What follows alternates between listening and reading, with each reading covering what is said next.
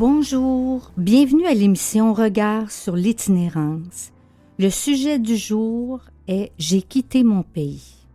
Il s'agit d'un regard sur la situation de migrants et demandeurs d'asile se retrouvant sans abri.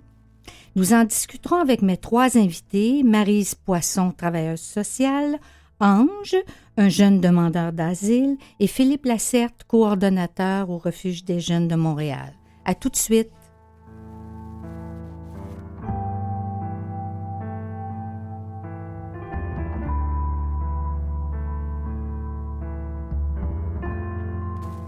Nous voici de retour pour l'émission « J'ai quitté mon pays ». Il y a de plus en plus de personnes ayant dû quitter leur pays pour différentes raisons, politiques, pour cause de persécution, pour des raisons reliées à leur mode de vie, leur orientation sexuelle, ou encore de crises diverses, climatiques et économiques. Parmi ces nouveaux arrivants, une proportion plus importante, en nette croissance, se retrouve dans des ressources dédiées à l'itinérance, et ce faute de place dans des lieux d'hébergement gouvernementaux ou communautaires dont la mission est spécifiquement d'accueillir les migrants et immigrantes. Et immigrants aussi, bien sûr. Au Refuge des jeunes de Montréal, un organisme qui accueille de jeunes hommes sans abri et en difficulté, maintenant c'est près de 40% des jeunes accueillis qui sont demandeurs d'asile, détenteurs de visas d'étudiants expirés ou pas, ou à statut précaire, parfois non précisé. Certains d'entre eux arrivent directement de l'aéroport sans aucune idée de l'endroit où ils posent pied. Qu'est-ce que cela implique pour eux? C'est-à-dire se retrouver au milieu de personnes qui peuvent être en grande difficulté, aux prises avec des problèmes de santé mentale, de dépendance, de violence. Par où commencer leur démarche? Auprès de qui? Qui pourra les aider? Combien de temps pourront-ils rester? Bref, à l'instar ces autres migrants et à l'instar des personnes en situation d'itinérance, ces autres migrants sont confrontés à l'insécurité, l'inconnu, l'absence de revenus, de logement, de soins de santé, de surcroît de permis de travail. Ils sont confrontés à des délais souvent très longs dans leur traitement de leurs demandes, ce qui les coince dans les dispositifs d'urgence. Il y a aussi l'ignorance de la culture de la société d'accueil, sans compter les traumatismes amenant une détresse psychologique pas toujours décelée. Pour les organismes d'accueil déjà débordés ou en manque de ressources, qu'est-ce que cela signifie? Alourdissement de la tâche, spécialisation dans les démarches d'immigration, navigation dans un univers bureaucratique opaque, recherche d'avocats, etc. Il importe de dire aussi que même si ces personnes ne se retrouvent pas nécessairement au bon endroit, elles sont les bienvenues dans les ressources d'accueil pour personnes se retrouvant sans abri. Elles sont elles-mêmes sans abri. Elles le sont devenues. Même si ces dernières sont accueillies et accompagnées dans plusieurs ressources vouées à l'itinérance, il n'en demeure pas moins que c'est inacceptable et cela révèle de nombreuses failles dans notre système d'accueil de personnes migrantes et immigrantes. Cela peut même contrevenir à leurs droits et contrevient à leurs droits. Suite à ces constats, qu'est-ce qui se fait concrètement? Quelles sont les pistes d'action? À quels besoins est-il impératif de répondre? Qui sont ces personnes? Nous verrons aujourd'hui qu'il y a aussi des issues positives suite à leur accueil et à l'accompagnement, mais c'est surtout grâce à la force et au courage de ces personnes ayant dû quitter leur pays que surviennent des histoires beaucoup plus heureuses. C'est ce que nous aborderons aujourd'hui. À tout de suite.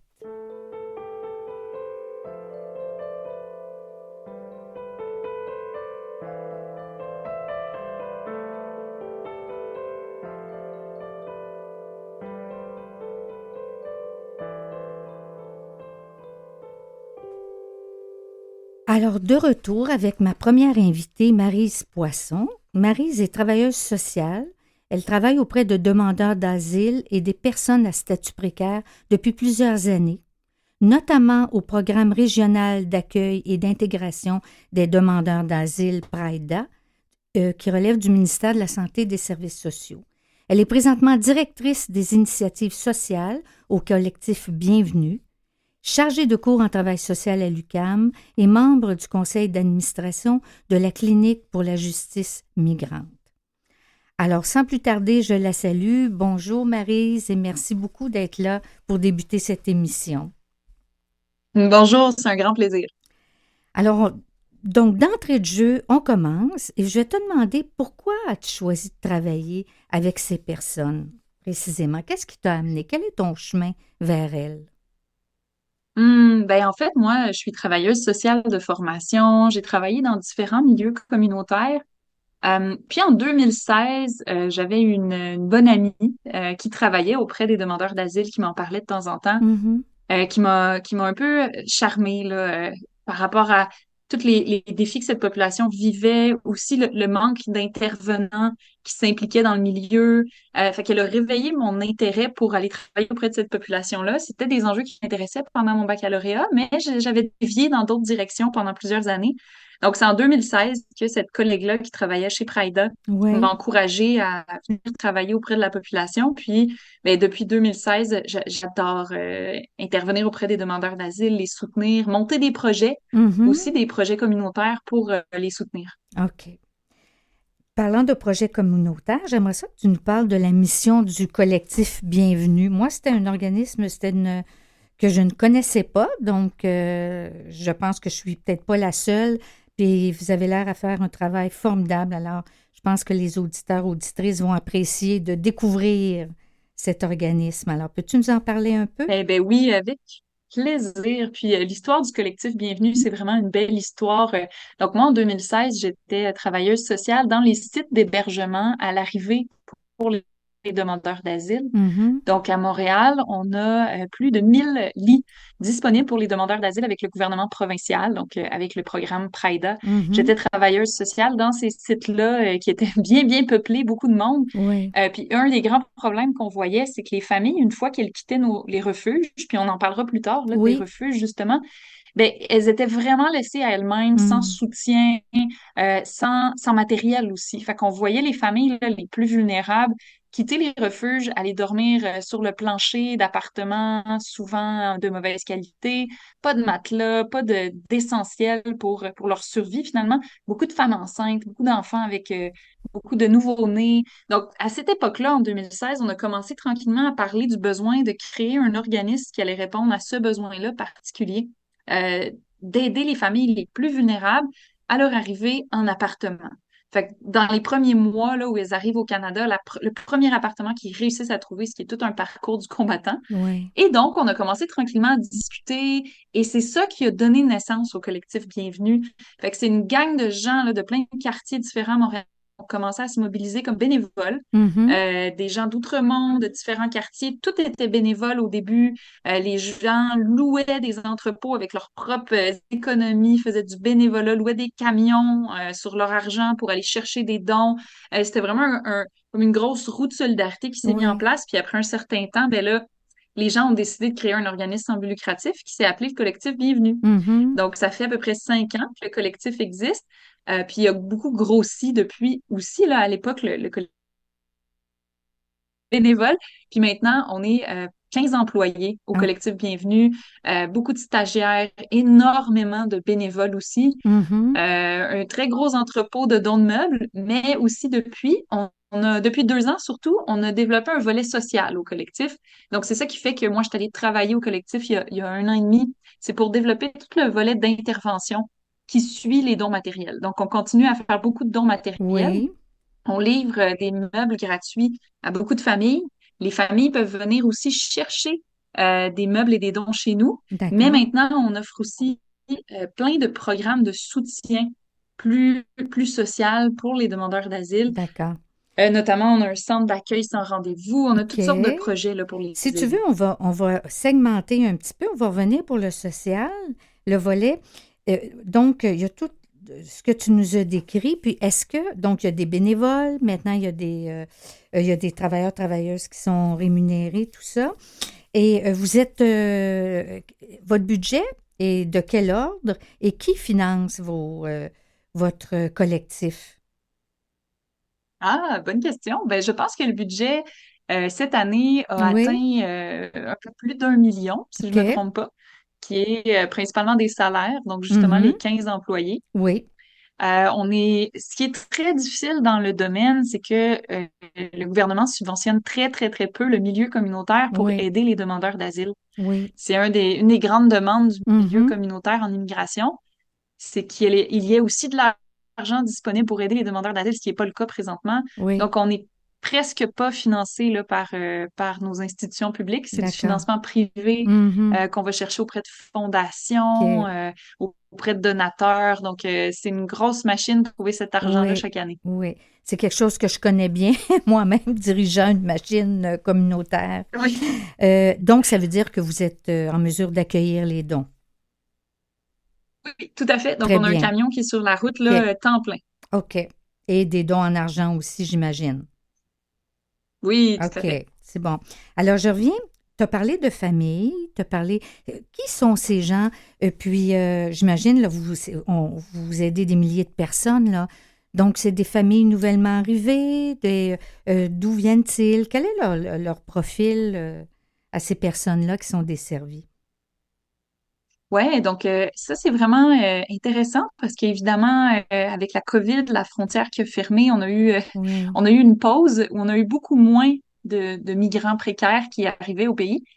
Et depuis la réouverture de la frontière, là, suite à la pandémie, hum, là on a vraiment vu une arrivée ininterrompue de demandeurs d'asile. ouais, Donc des personnes qui plaident le danger dans leur pays d'origine pour demander la protection du Canada qui sont en attente d'une audience. oui, Donc, ces demandeurs d'asile-là proviennent de plein de pays différents, mhm, mais il y a certaines tendances. Par exemple, en 2016-2017, on avait eu beaucoup de demandeurs d'asile d'Haïti. oui, Par la suite, en 2017-2018, beaucoup de demandeurs d'asile du Nigeria. mhm, Donc, on a toujours des vagues d'arrivées oui, selon les dynamiques politiques dans le monde. politique, oui, On a oui, toujours une bonne proportion de personnes qui viennent de l'Amérique latine, mhm, évidemment, donc Mexique, Colombie. Ça, c'est plutôt stable. oui, Puis là, présentement, on voit quand même pas mal de demandeurs d'asile de différents pays d'Afrique. africain, Afrique oui, francophone, Afrique anglophone. d'accord, Depuis la fermeture de notre frontière avec les États-Unis en oui, avril dernier, donc qui est plus connu sous le nom de fermeture de Roxham Roxane, Road, mhm, là, on a vu aussi le profil des gens qui arrivent changer. mhm, Maintenant, la très grande majorité des personnes arrivent à l'aéroport oui, avec un visa de travail, de tourisme ou d'études, mhm, puis à leur arrivée, demandent l'asile, oui, ou bien arrivent à l'aéroport et là, et le feront par la suite. Donc, d'accord, on a des personnes qui demandent l'asile à l'arrivée qui sont mhm, automatiquement des demandeurs d'asile, mais on a malheureusement beaucoup de personnes qui ne le demandent pas à l'arrivée et ça complique par la suite leur oui, situation. Ils vont être en mhm, demande d'asile interne. oui. Là, je reviens à ce que tu évoquais tout à l'heure sur, donc, vous avez un volet d'intervention, un volet psychosocial. Alors, qu'est-ce que vous faites principalement? Puis c'est quoi les principales difficultés ou freins auxquels ces personnes sont confrontées? Hmm. Ben, en fait, nous, on fait de notre mieux pour accompagner chaque famille à qui on livre des meubles gratuits. Mhm, Donc, on reste en contact avec toutes ces familles-là pour répondre à leurs questions, pour les aider avec les problèmes qu'ils vont vivre, soit en droit du logement. Ça peut être toutes sortes de situations là, que les familles précaires vont vivre. Beaucoup, beaucoup de précarité oui, financière. Je dis beaucoup les familles parce qu'on priorise toujours d'aider les grandes familles oui, je avec plusieurs comprends. enfants, les femmes Mhm, enceintes. oui, Donc, beaucoup de précarité financière, beaucoup de stress puis de difficultés qui est lié aux procédures d'immigration oui, aussi. Donc, on s'est beaucoup spécialisé là-dedans, là, d'accompagner les demandeurs mhm, d'asile pour qu'ils comprennent toutes les étapes de la demande d'asile qu'ils vont oui, traverser, qui sont qu'ils puissent nous complexes. poser leurs questions pour Mhm, réduire le stress. Ouais. oui, oui, je comprends. La question, la fameuse question, non pas piège, mais qui tue, qu'est-ce qui arrive avec Prida, donc un organisme voué à l'accueil de ces personnes-là? Donc, on peut supposer que on sait qu'il se fait du bon travail, mais qu'ils doivent être débordés. Mais comment ça se fait qu'il y a de plus en plus de personnes qui ne sont pas prises en charge dans le réseau? D'abord Prida Oui. et le réseau dédié à ces personnes-là. Alors, excellente question. qu'on a face au Pride Mhm. présentement, qui est un peu une demande en conjointe là, avec le milieu de Oui, l'itinérance. puis on veut pas les Puis on pense que chicaner, le là. Pride devrait accueillir. Non, c'est Oui, ça. Mais on pense oui, qu'ils devraient ouvrir un peu leurs critères, en fait. oui. C'est un peu l'enjeu qu'on voit parce que nous, on est à 2 coins de rue du Pride, là, Mhm. on organise au Pride, il y en a un rendez-vous après, là, donc on est très près de cette. Oui, Malheureusement, il y a un peu 2 critères d'hébergement qui font que beaucoup de personnes. Le PRIDA, malheureusement, n'accepte pas les personnes qui sont en demande d'asile interne, comme on oui. discutait Ils sont tantôt. déjà là. Donc, les personnes qui n'ont pas fait leur demande à l'aéroport, Oui, qui n'ont tout simplement pas dit à l'agent frontalier qui voulait demander l'asile, ils oui, sont inéligibles au site d'hébergement PRIDA et donc il leur reste seulement les sites d'itinérance. exact. Ou bien les personnes qui sont en sol canadien depuis plus de 10 jours. Dès qu'on est en sol canadien depuis 10 jours, on ne peut plus On- dormir dans les sites d'hébergement oui. PRIDA. Alors, nous, c'est les gens qu'on voit beaucoup en itinérance, puis dans nos organismes, effectivement, qui sont dans ces critères-là. C'est ce qui te fait dire qu'il faut élargir les critères. Ben, nous, on pense au collectif Bienvenue que, il devrait y avoir plus de personnes en demande d'asile interne, surtout les personnes qui sont vulnérables, qui seraient Oui, acceptées dans les sites d'hébergement PRIDA, parce que c'est tellement différent d'être dans un endroit où on est capable de t'expliquer ton processus oui. migratoire, Mhm. plutôt qu'être dans un endroit où les intervenants, c'est moins leur spécialité. Oui. Il faut quitter tôt le matin, tu peux pas rester la journée là, alors que souvent, Mhm. c'est des gens qui ont leur valise avec eux. C'est Oui. pas des personnes qui ont les mêmes besoins en général que des personnes en situation d'itinérance. Mhm. Donc, nous, on pense vraiment que pour beaucoup d'entre eux, c'est vraiment mieux d'être dans un site d'hébergement spécifique pour demandeurs d'asile. Mhm. Oui. Et puis, on évoque aussi, il est vrai qu'on va en parler tout à l'heure aussi, dans les différentes ressources en itinérance. Donc, les intervenants et intervenantes sont appelés à se spécialiser eux-mêmes, là. Donc, pour mieux Mhm. accompagner ces personnes-là. Il y a aussi beaucoup de personnes, ça doit être la même chose au collectif, bienvenue, des personnes qui ne parlent ni anglais ni français. Alors, ça pose aussi un défi au niveau de la communication. Alors, ça Ah aussi, oui, là, c'est un définitivement. enjeu. Oui. Alors, Oui, oui. Mais en même temps, c'est intéressant parce que je pense que ça, c'est quelque chose que autour de moi, c'est que pour les intervenants dans n'importe quel milieu, c'est vraiment oui, important de développer ses connaissances sur les statuts migratoires. oui, Que ce soit, on travaille avec les femmes enceintes ou avec les familles précaires ou avec les personnes en situation d'itinérance, mais comprendre comment les statuts migratoires ont un impact sur la personne, c'est vraiment précieux pour mieux aider la personne. Donc, bon, absolument. d'une certaine façon, c'est super que tous les intervenants développent leurs compétences, mais c'est sûr que on préférait là, que le gouvernement prenne un peu plus ses responsabilités face à cette population-là. Ça, c'était ma question et implicitement, tu viens de le dire. Est-ce que notre gouvernement assume ses responsabilités? Bon, la réponse, tu viens de la donner. Je n'ai pas eu besoin de te suggérer la réponse. Alors, Ben oui. en terminant, Maryse, qu'est-ce que ça t'apporte, cette rencontre-là, avec tous ces gens, ces familles? Hmm. Ben, moi, là, ce qui m'habite beaucoup à Oui, travailler depuis plusieurs années avec les demandeurs d'asile, c'est leur force puis c'est leur résilience. Tu sais, c'est des oui, personnes qui ont traversé des choses qu'on oui, peut souvent à peine imaginer, hein, des oui, guerres, des conflits, de la oui, violence familiale, toutes sortes de choses très difficiles. Puis c'est des personnes qui ont tellement appris là, à surmonter des obstacles. Moi, oui, ça m'inspire tous les jours dans mon travail de voir comment ces personnes-là, ils sont capables de surmonter les obstacles dans leur vie. Puis après, ils aident les autres. oui, C'est des personnes qui sont pleines de ressources puis qui peuvent tellement apporter à notre société si on leur donne une chance. Si on absolument. leur donne un permis de travail, on leur donne ce qu'ils ont besoin pour s'accomplir, là, ça devient nos voisins, ça devient nos collègues de travail Oui, qui peuvent vraiment contribuer à la société. Fait qu'il faut juste leur donner ce petit tremplin-là pour démarrer, là, vraiment. oui, absolument. Je partage ça tout à fait avec toi. Puis moi, ça me donne juste l'envie de travailler encore plus fort, puis d'avancer quand je les vois se démener. Puis c'est des occasions de belles rencontres. On va voir tout à l'heure avec Ange, ça a été justement une belle rencontre. Alors, écoute Marie, je te remercie infiniment et je souhaite que nos chemins se croisent à nouveau. Puis je te dis merci. et à une prochaine. Ah, ça fait vraiment plaisir. Puis je vous souhaite une belle conversation Oui, avec Ange qui est venu dans mon organisme justement quelques fois. oui, Donc, oui. Puis merci pour ton travail, c'est formidable.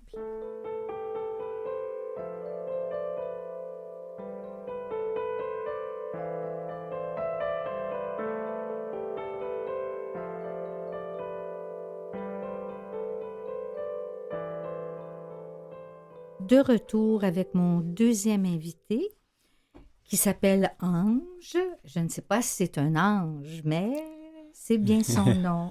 Exactement. Directement. Alors, Ange est un jeune homme de 22 ans, originaire de la République démocratique du Congo, de Kinshasa.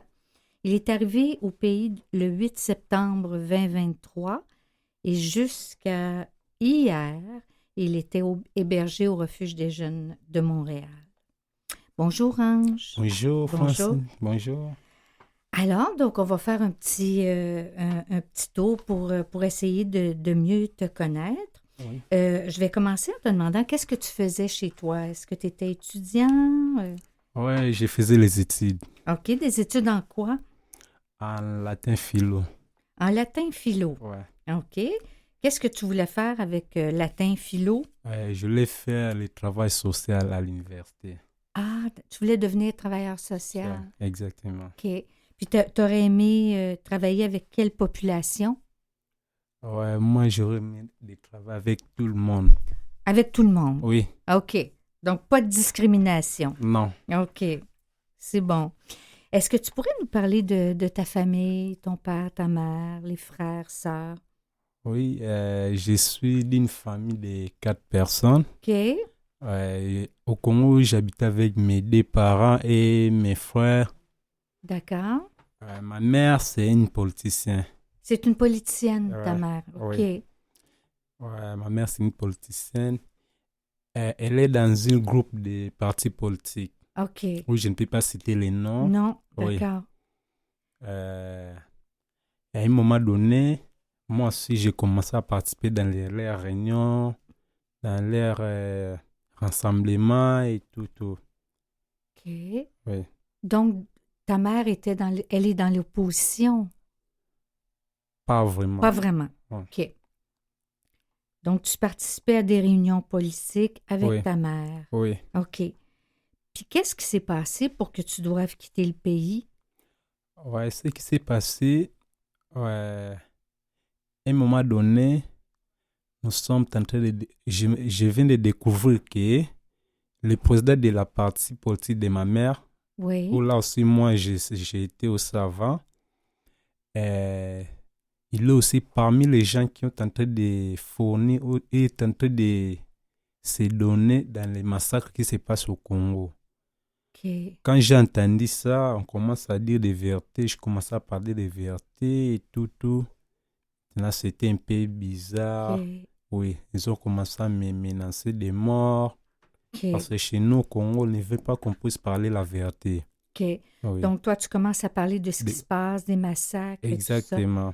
Et on te menace de mort. Oui. OK. Et c'est pour cela que mes 2 parents ont Oui. décidé de faire une demande de visa pour que OK. je puisse quitter le pays. Donc, c'est eux qui ont décidé que tu devais Oui. quitter. Oui. OK. Alors, il a fait une demande de visa. Quel genre de visa? Un visa d'études. OK. OK. Puis là, tu es parti. Voilà. Qu'est-ce qui s'est passé? Quand j'ai reçu mon visa d'études, Oui. mon père a acheté les billets, puis je suis arrivé, j'ai quitté le Congo. C'était le 6 Mhm. septembre. J'ai atterri à Bruxelles OK. et je suis arrivé au Canada le 7 septembre, OK. si je ne me trompe pas. Tu es arrivé donc à l'aéroport de Montréal. Aéroport de Montréal le 7. OK. J'ai fait aussi ma demande d'asile à l'aéroport. À l'aéroport. Oui. OK. Tu as fait ta demande d'asile, mais tu t'es quand même retrouvé au refuge des jeunes. Ouais, quand j'ai fait la demande d'asile à l'aéroport, Oui. l'immigration m'a donné l'adresse de Praïda. OK. Je suis allé au Praïda. Praïda m'a référé l'adresse des refuges des jeunes de OK. Montréal. Ils m'ont dit que là-bas, il y a beaucoup de jeunes. Ils vont aussi t'aider à faire tes OK. démarches et tout. Ouais. jusqu'à ce que j'ai appelé parce que Ok. je ne savais rien. J'ai demandé à un frère qui s'est passé de me donner son téléphone pour que j'appelle le refuge des jeunes de Montréal. Ok. Ils m'ont donné aussi l'adresse, ils m'ont dit de prendre le métro Papineau et de descendre sur le métro Papineau. Ok. Ouais, jusqu'à ce que je suis arrivé Bon. à... Tu arrives à l'aéroport, Oui. on te donne l'adresse, tu Des- te retrouves au métro Papineau oh, et te voilà au refuge des des jeunes jeunes de de Montréal. Montréal, oui. Ma dernière question avant qu'on aille à une petite pause, puis on Oui. reviendra Mhm. au-delà de la pause parce qu'on n'a pas fini de Oui, jaser de ton histoire. oui. Te souviens-tu comment tu te sentais quand tu es arrivé? Qu'est-ce Ouais, qui se passait dans ta tête puis dans ton ouais, cœur? quand j'étais arrivé, j'étais un peu stressé parce que je connais personne ici au Canada. Oui, Je connais personne. oui, Moi, quand je suis arrivé, nous, on connaît que le Canada, c'est un pays développé. On peut oui, pas, je ne peux pas vivre dans un endroit où il y a beaucoup de sans-abri. oui. Ouais, ce que moi je savais, c'est ça. Moi, je savais que quand je dois arriver au Canada, je dois avoir l'appartement, je dois avoir un bon boulot pour s'en sortir. OK. Oui, Puis là, tu arrives, ouais, puis tu jusqu'à vois plein de personnes sans plein de abri. personnes, oui, sans-abri. Nous sommes allés au refuge. Donc, ça m'a un peu étonné. Ça Oui, m'a un peu étonné parce que les noirs, oui, je peux comprendre, mais avec des blancs aussi, oui. ouais, Ah ça m'a oui, vraiment étonné. oui. Moi, je me souviens de toi quand je t'ai vu la première journée, quand tu Ouais, arrivais. Tu avais l'air bien étonné, en ouais, effet. Tu avais ouais, l'air un peu euh, sous le choc. exactement. Alors, on fera une petite pause ici, puis tu nous racontes la suite dans quelques minutes. Ok, À tout de suite, Ange. ok.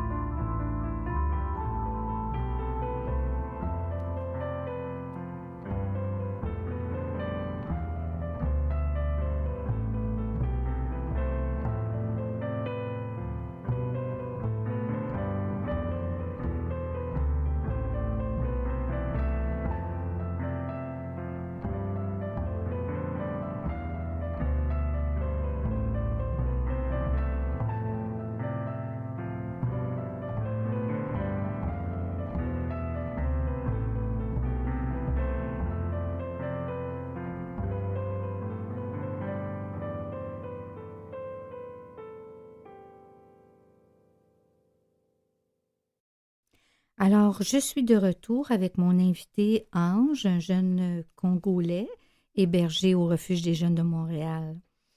Alors, donc, là, tu es arrivé à Montréal, tu es au Refuge des jeunes. Qu'est-ce qui t'a aidé au début quand tu es arrivé au refuge? Ouais, quand je suis arrivé au refuge des jeunes, on m'a expliqué comment ça se passe là-bas. Oui. Du lundi au vendredi. Et oui, Mhm. du lundi, mardi, Oui. tu peux rester là-bas. OK. Tu peux rester là. On ferme jusqu'à Oui. midi. On ouvre à 1h. OK. On ferme encore à OK. 5h. Puis Oui, plus globalement que l'horaire, qu'est-ce que oui, tu dirais qui a été bien déterminant pour toi? ce qui était déterminé pour moi Oui. par l'horaire, c'est les week-ends, comme les samedis, dimanches. Oui. Parce qu'on ferme à 10h, Oui. on ouvre à 6h du soir. Ouais. Et ça m'a un peu stressé, parce que Oui. je ne connais pas vraiment où aller, Oui. qui parler. Et quand je suis habitué, et Refuge des jeunes m'a commencé à m'aider. Ils m'ont donné l'adresse des cliniques Lusso. Oui. Je me suis allé faire les examens médicaux. OK. Et quand j'ai fini mes examens médicaux, après quelques jours, toujours le Refuge des jeunes m'a aidé encore d'aller au collectif Bienvenue pour aller modifier mon portail. Oui. Je suis allé au collectif Bienvenue, j'ai D'accord. modifié Tu as fait que tu as plusieurs démarches. plusieurs démarches, OK. exactement, oui. OK. J'ai modifié mon portail. OK. Et Je vais tout. être obligée de te bousculer un petit peu parce que je vois le temps qui file. Oui. Et tu m'as dit aussi quelque chose que j'ai trouvé très beau. Tu as dit aussi, tu as reçu beaucoup d'aide, mais j'ai rencontré des frères africains aussi au refuge. Ouais, j'ai rencontré Ça aussi beaucoup de hein. frères africains au refuge. Ouais. On parle à des fois, on se discute. Ouais. Ouais. parce qu'eux qui étaient arrivés avant moi, ils m'ont dit aussi comment ça se passe. Ouais. Nous sommes dans un pays étranger. Il Ouais. faut se mettre fort. Donc, ils me motivaient tout le temps. Moi aussi, je les motivais. On parlait Ouais. avec eux. OK. Presque 4, 5 personnes comme ça. Oui. Ouais, Donc ça t'a aidé. ouais, ça m'a aidé. Et là, ben, j'ai évoqué tantôt, jusqu'à hier, tu étais au refuge des jeunes ou avant-hier, peu importe, parce que là, il s'est passé quand même des belles choses pour toi, là. Donc là, tu n'es plus hébergé au refuge. Où Non. es-tu maintenant? Ouais, pour l'instant, je suis plus au refuge des jeunes. Oui, J'ai trouvé mon appartement. d'accord.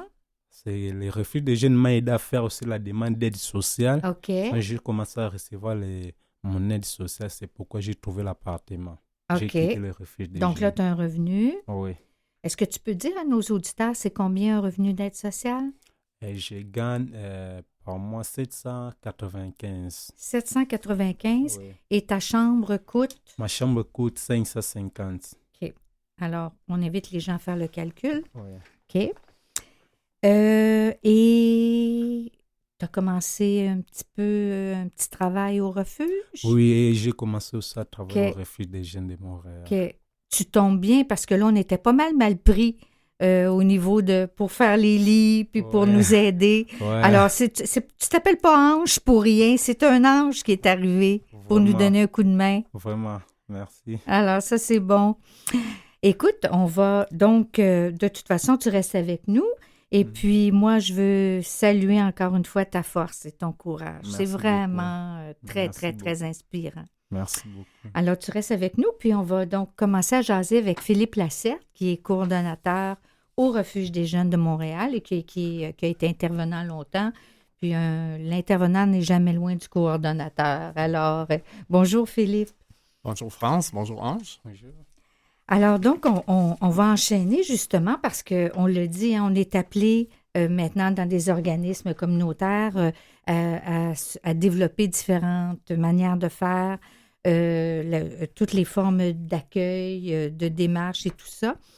Et puis, on a constaté, on le dit aussi, une augmentation significative du nombre de personnes issues de l'immigration. Alors, bon, Ange nous a raconté sa situation. Qu'est-ce que tu dirais? Est-ce que tu pourrais nous expliquer quel est le profil des jeunes que nous accueillons, que le refuge accueille en général? Oui, en fait, le profil des jeunes qu'on reçoit c'est un spectre très large. Hein. Il n'y a pas de cas classique, je dirais. D'abord parce qu'on les reçoit à différentes étapes de leur parcours. Dans le cas de Ange, ça va arriver des fois que c'est directement, justement, suite à l'arrivée. Donc, c'est dans un parcours très, très récent au niveau de la trajectoire migratoire, mais on a aussi des jeunes, des fois, qui proviennent d'une trajectoire beaucoup plus complexe, dans la mesure où ça peut faire quelques temps qu'ils sont au pays, peuvent avoir eu une demande d'asile refusée, Mm-hmm. et puis les années peuvent avoir passé, donc ils se retrouvent donc avec des statuts très précaires au niveau migratoire. Donc, c'est sûr qu'il y a cette réalité-là, puis il y a toute la réalité qui a été illustrée un petit peu plus tôt aussi. Des statuts précaires, ça peut être des visas étudiants, expirés ou non. Ouais. Ça peut être des visas visiteurs. À travers ça, des gens qui ont aussi un parcours de quelques mois, quelques années, qui vivent certaines trajectoires de désaffiliation sociale aussi, qui mènent à rencontrer notre chemin à différents moments de leur parcours. Oui. Puis devant tout ça, en quoi le refuge a dû adapter ses services? Puis, est-ce que tu peux nous donner des exemples de l'aide apportée? D'abord, c'est au niveau de la formation, bien entendu, pour les intervenantes, intervenants qui travaillent au refuge. Mm-hmm. C'est pas quelque chose pour quoi ils ont été formés. Donc, c'est sûr que la première des choses, ça a été beaucoup de trouver des moyens de former le personnel. D'abord et avant tout, de comprendre la trajectoire aussi. Maryse l'a illustré un peu plus tôt, juste le fait de connaître les différents statuts migratoires, comprendre la trajectoire, je pense que ça peut faire un travail de base pour rassurer un peu les jeunes qu'on reçoit, avec tout le stress qu'ils vivent quand ils arrivent dans un état de choc culturel parfois et tout ça, avec plusieurs barrières. Donc, ça nous permet là, de les accompagner à ce niveau-là. Donc, il y a eu aussi des rapprochements avec des organismes là, dédiés aux migrants. Je dirais peut-être même dans les dernières années, là, depuis la fin de la pandémie, le milieu communautaire au niveau de l'itinérance et ceux dédiés aux migrants aussi se sont beaucoup rapprochés. Ça a facilité ce travail-là, bien entendu, pour tout ce qui est des référencements. Mm-hmm. Comment adapter les services? c'est à plusieurs niveaux. C'est sûr que d'abord, à partir du moment qu'on comprend le type de trajectoire dans laquelle ils sont, on sait qu'il y a des délais associés à ça. Oui. Ces délais-là occasionnent, bien entendu, nous, de base, là, nos séjours avec les jeunes qu'on reçoit. C'est un hébergement d'urgence. Souvent, on parlait autour d'un mois. C'est un repère qu'on avait au niveau des séjours des jeunes qu'on reçoit. Et là, on voyait rapidement que c'était pas réaliste de continuer avec ces délais-là, considérant que ne serait-ce que les délais administratifs, avant d'avoir qui puissent réguler leur statut, notamment, des fois, on peut parler de plusieurs mois. Ouais. Donc, rapidement, on a dû s'adapter d'abord avec ça. Et ensuite, au niveau de l'approche aussi, parce que les besoins sont très différents de ceux qu'on est habitué Les besoins de de recevoir. base sont semblables aux jeunes en situation d'itinérance, mais après ça, là, ça se différencie, là. Oui, absolument. Puis, tu demandais un petit peu plus tôt les exemples de l'aide apportée. Encore là, le spectre est très large. On peut passer de montrer à un jeune à prendre le métro parce qu'il n'a aucune idée de comment prendre le métro, de qu'est-ce qu'il mange dans son assiette aussi. Ouais. Ça peut être aussi quotidien que ça, que aussi après ça, la recherche d'avocats, des références vers des organismes plus spécialisés, la recherche d'un revenu, donc l'accompagnement pour l'obtention de ce revenu-là. Quand ils reçoivent un permis de travail, comment intégrer le marché du travail. Ça peut être aussi de les accompagner dans l'écriture de lettres et tout ça, avec les barrières de langue parfois, de communication et tout ça. Donc, il y a un travail très important à faire à ce niveau-là, au niveau de l'accompagnement. Pas tous les jeunes qui sont scolarisés non plus, hein? Donc, la lecture, l'écriture, ça aussi, c'est un autre défi. Absolument. Puis aussi, des fois, le travail de base qu'on a à faire, c'est aussi de démêler où ils en sont dans leur parcours. On parlait de trajectoire tout à l'heure. La base de ça, des fois, il y a certains jeunes qui arrivent, puis le premier geste qu'on a à poser, c'est de démêler où ils en sont. Quel est leur statut exactement, parce qu'eux-mêmes ne sont pas en mesure de comprendre où ils en sont dans cette trajectoire-là. Il y a aussi un autre élément. On a des jeunes qui ont vécu des traumatismes importants. La guerre, tout ça. Ange nous disait tout à l'heure, il y a eu des menaces de mort. C'est pas rien. Il y a aussi des jeunes qui ont vécu des choses très, très graves. Alors là, donc, on relance l'intervenant que tu es. Oui, absolument. En fait, je dirais même que peut-être à travers la diversité des profils qu'on voit, peut-être le dénominateur commun qu'on voit, c'est un peu à ce niveau-là. Souvent, on a eu des témoignages au niveau notamment de la violence physique ou psychologique, ou les deux en même temps, que certains jeunes ont vécu dans le passé. Donc, ça vient avec des multiples traumas. Et qui, bien souvent, sont un petit peu négligés d'emblée parce que la nécessité de la régulation du statut prend beaucoup de place, donc les démarches administratives et tout ça. Donc, ça néglige tout l'aspect de la santé mentale quand certains arrivent avec un syndrome de stress post-traumatique, notamment, des enjeux dépressifs, des fois aussi simplement l'ennui de sa propre famille. Des fois, on voit des jeunes trouver le moyen de communiquer avec leur famille après plusieurs semaines d'hébergement au refuge, et on voit l'émotion que ça suscite, les enjeux que ça ramène de l'avant aussi. Donc, tout ça, parfois, est négligé par la nécessité d'avancer dans les démarches et de pouvoir faire un pas de l'avant à ce niveau-là. Oui, tu parles de la famille. Des fois, il y a des jeunes qui n'appellent pas leur famille tant qu'ils ne sont pas stabilisés. Ils attendent d'avoir des bonnes nouvelles à dire. Toi, est-ce que tu as contacté ta famille, Ange? Oui. Oui. Donc là... tu vas avoir aussi des bonnes nouvelles à leur donner, là. Oui. Oui. Ça fait du bien. Oui, ça fait du bien. Oui. Oui. Oui, je dirais que c'est assez classique, en effet, que j'ai l'impression que les jeunes vont attendre souvent de pouvoir rencontrer quelque chose de positif. Je pense qu'ils ont peur d'inquiéter leur famille, qui sont loin, que les contacts sont peu nombreux. Donc, j'ai souvent eu le témoignage là, que c'était un peu pour ça qu'ils prenaient leur temps. Quand les choses avancent un peu plus, là, ils sont prêts à donner des nouvelles. Oui. On voit que les défis sont énormes, multiples, autant au niveau des démarches, au niveau de la santé mentale. Est-ce que tu peux nous donner d'autres exemples un petit peu plus pointus, un exemple de la forme d'aide que vous apportez aussi dans l'intervention au quotidien? Au quotidien, ça peut, encore une fois, c'est extrêmement large. Ça peut passer notamment par l'identité de la personne. Nous, c'est arrivé qu'on a reçu des jeunes dont l'identité est extrêmement difficile à définir. Mhm. Donc, il y a tout un travail de défrichage, Oui. des fois, Oui. de base, là, qui fait en sorte que par la suite, il y a un accompagnement, des choses concrètes qui Mhm. peuvent se passer. Puis vraiment aussi, tu sais, juste de passer des moments avec ces gens-là. Des fois, c'est juste par l'entremise des conversations aussi. On Oui. parlait tout à l'heure du choc culturel à l'arrivée. Ben, c'est une autre chose qui est négligée à l'arrivée. Des fois, juste de donner certains repères par rapport Oui. à ça. Ben, comment ça se passe pour tel type de choses Oui. ici? Je parlais tout à l'heure prendre le métro. Ben, quelqu'un qui n'a jamais pris le métro de sa Oui. vie, qui débarque, ben voici comment on se déplace ici à Montréal. Oui. Donc, si tu dois aller là, ben voici comment ça fonctionne. Donc, plein de petits gestes comme ça au Ouais. quotidien là, qui Ouais. L'autre fois, sont j'avais très un jeune fréquents. qui savait pas comment faire des sandwichs. Tu sais, pour moi, c'est... tu sais. Puis là, on soupçonne pas. Et tout ce qui... C'est comme si moi, j'allais au Congo. Je pense pas que je serais super, super connaissante de la réalité. Alors, ouais. Donc, dans le quotidien aussi, beaucoup, beaucoup d'accompagnement et tout ça. On va s'interrompre, puis on va revenir aux pistes de solutions.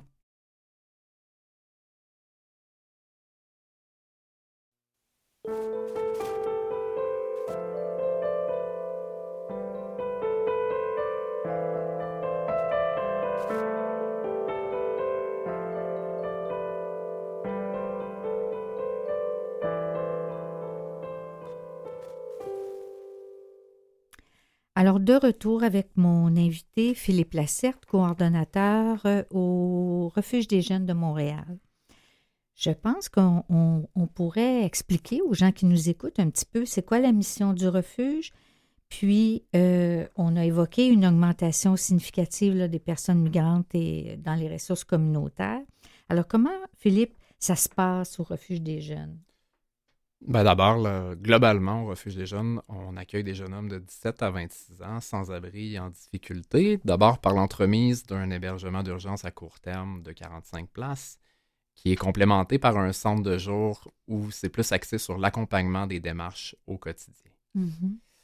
Comment ça se passe au Refuge des jeunes? Ben, d'abord, c'est sûr que les migrants qui débarquent au refuge, c'est pas un phénomène nouveau. Ça se passait même déjà avant la pandémie, on Ouais. voyait ça aller en augmentant. Mhm. C'est sûr que la culmination, par exemple, d'après-pandémie, ça a été beaucoup plus significatif et Ouais. c'est devenu largement surreprésenté Mhm. dans l'organisme comme partout ailleurs, là, dans les organismes communautaires. Je dirais quand même que, de façon générale, la cohabitation se passe très bien. Mm. Si on a la chance de travailler avec des jeunes qui sont généralement ouverts, tolérants, d'autant plus considérant les difficultés qu'ils vivent dans leur parcours. Je dirais même que cette mixité-là donne lieu des fois à des belles rencontres improbables, à des Ouais. moments improbables aussi. C'est sûr qu'après, pour l'équipe d'intervention, ça l'amène son lot de défis. Quand tu penses à des moments improbables, qu'est-ce que tu veux dire, par exemple? Ben, des profils de personnes qui se ramassent ensemble à vivre un moment, des fois très ludique. Par exemple, Ouais. quand on a fait un dîner de l'Action de grâce, de voir tous Ouais. ces gens-là ensemble, faire des blagues ensemble, tu sais, avoir un espèce d'esprit de communauté tout Mhm. ensemble, alors qu'ils n'ont absolument rien en commun, ils ne se comprennent pas les uns les Ouais. autres, Ah ouais. mais ils trouvent une façon de se rejoindre quelque part, je dirais même de s'entraider. Mhm. Ça fait ressortir beaucoup la solidarité de ces gens-là, puis des gens qu'on reçoit depuis toujours aussi au Ouais. Refuge des jeunes. Ouais. Est-ce que tu as ressenti ça, toi, Ange?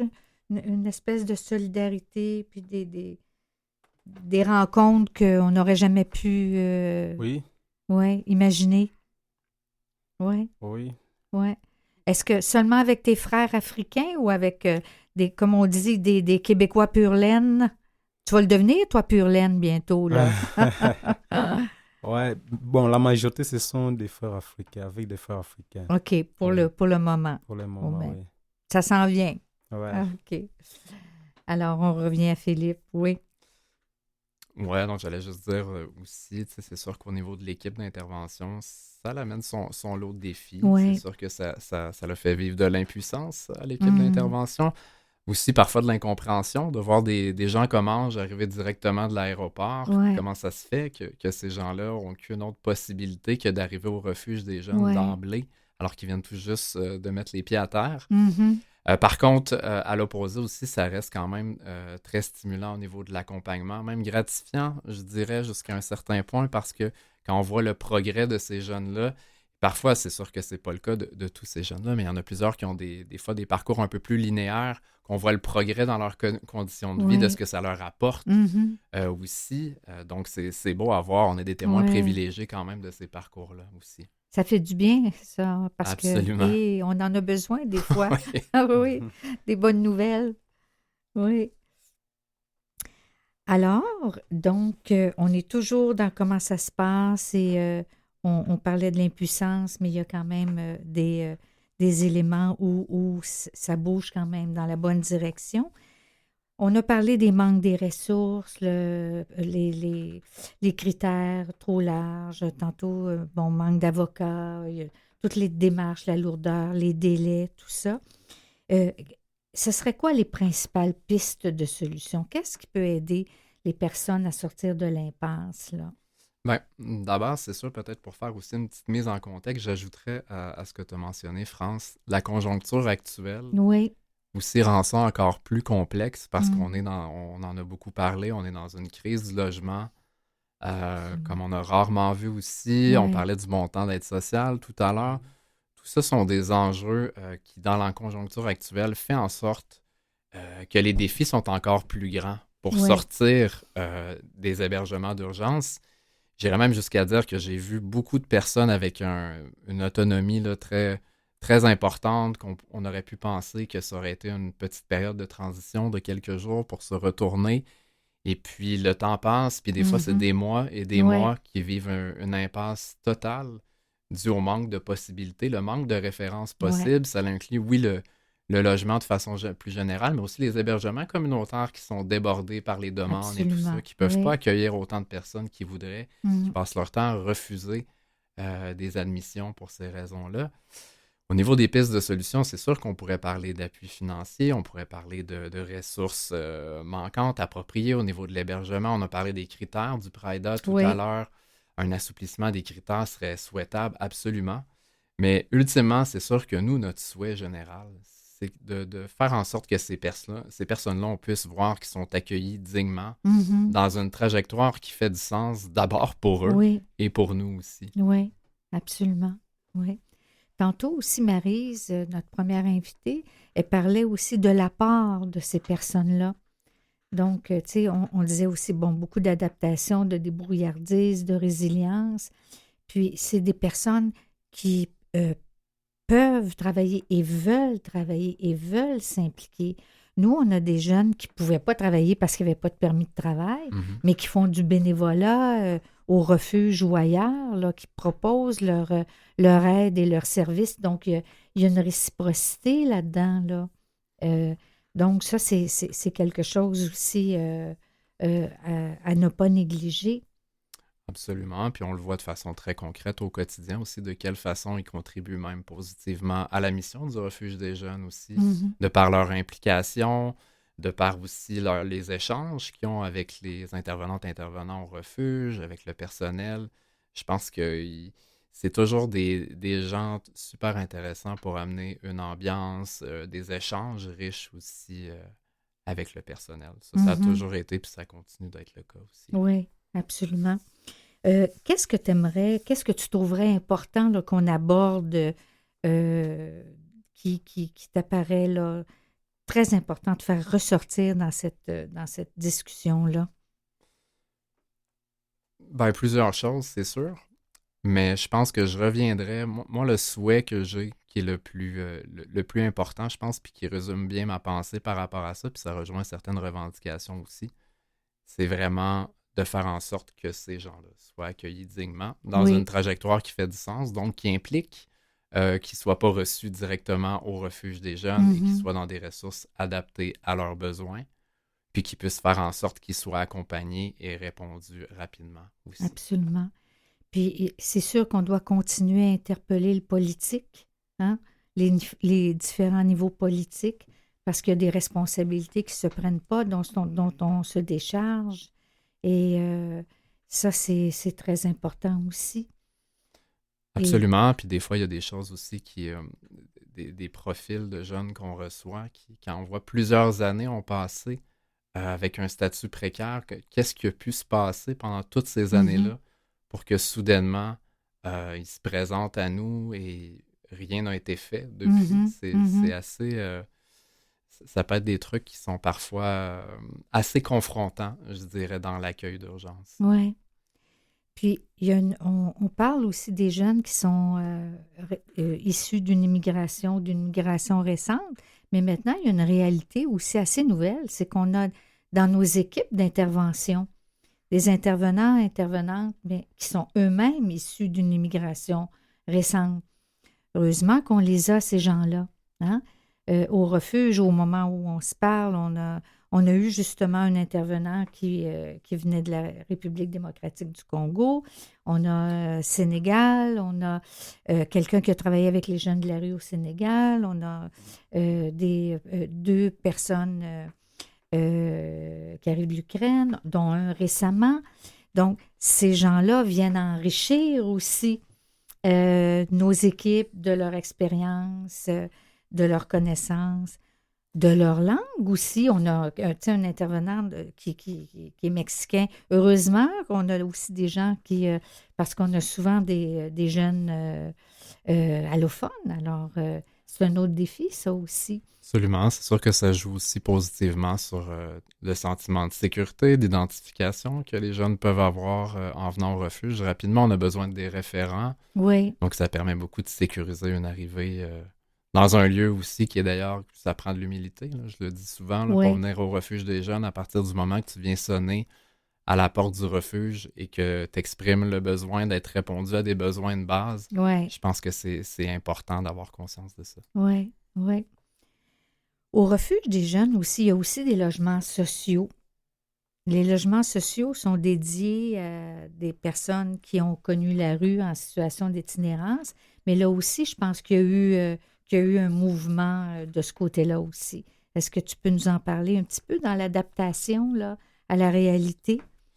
Absolument, ben oui, parce que d'abord, en fait, nous, c'est souvent des profils, sans dire similaires, c'est un profil de jeunes un peu plus classique qu'on recevait dans nos logements. Mm-hmm. Et puis, à un certain moment, on a passé quand même, surtout pendant la période de la pandémie, où il y a eu une mouvance très particulière au niveau de la rue. Ça faisait en sorte qu'il y avait un recrutement plus difficile même pour des candidats dans nos logements sociaux, ce qui est assez dur à s'imaginer avec la réalité d'aujourd'hui. Absolument. Mais il y a quand même eu cette période-là.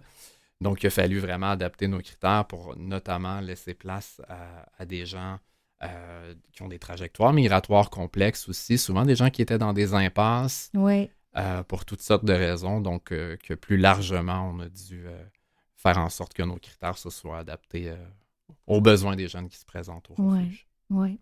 Puis ça, c'est important parce qu'on voit l'impact aussi, parce que plus le temps passe, plus le désespoir peut s'installer.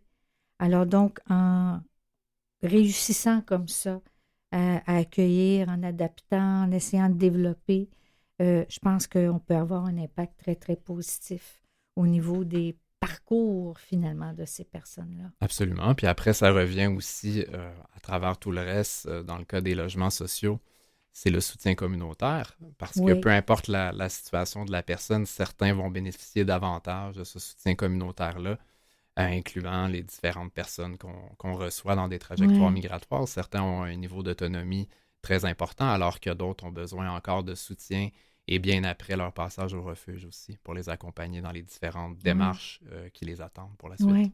Et le lien, on ne le dira jamais assez. La puissance du lien, on commence par établir un contact, vous établissez, après, il y a de l'accompagnement, il y a des liens qui se développent. Il y a un jeune que Ange connaît, un autre jeune, un autre Congolais, lui il disait, au refuge, j'ai trouvé une deuxième famille. Puis lui, on avait fêté son anniversaire, 22 ans au refuge des jeunes. Ça pourrait être triste de penser qu'on fête son anniversaire dans un refuge, mais c'est moins triste quand on l'entend dire « j'ai trouvé une deuxième famille ». Et donc, il y avait un beau souffle léger quand il a soufflé les chandelles, puis on lui a dit « fais un vœu » et ça peut se réaliser. Alors, donc, et lui aussi, donc, est en sortie et travaille. Donc, il y a des issues positives pour autant qu'on soit auprès d'eux parce qu'on nous offrons et nous recevons de ces personnes-là. Alors, ça aussi, ça fait partie de la beauté du monde. Absolument. Merci beaucoup, Philippe. Merci, Ange. C'est déjà terminé. Alors, il ne me resterait qu'à remercier les personnes ayant participé. Donc, mes invités, Maryse, Ange et Philippe, Catherine Bourderon à la revue de presse, Mathieu Tessier à la régie et Jean-Sébastien Laliberté, chef diffusion technique. À la semaine prochaine, tout le monde. Un beau bonjour et n'oubliez pas qu'il y a de la force, de la résilience et du courage dans tout ça. C'est une source d'inspiration. Au revoir.